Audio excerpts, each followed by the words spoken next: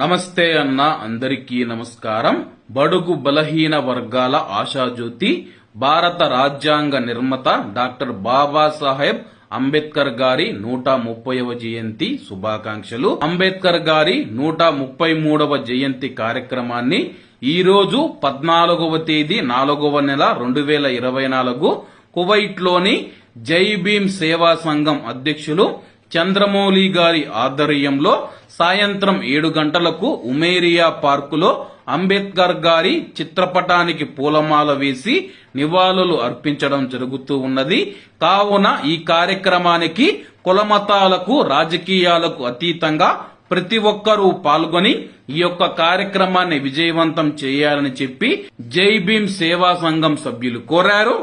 నమస్తే అన్న అందరికీ నమస్కారం.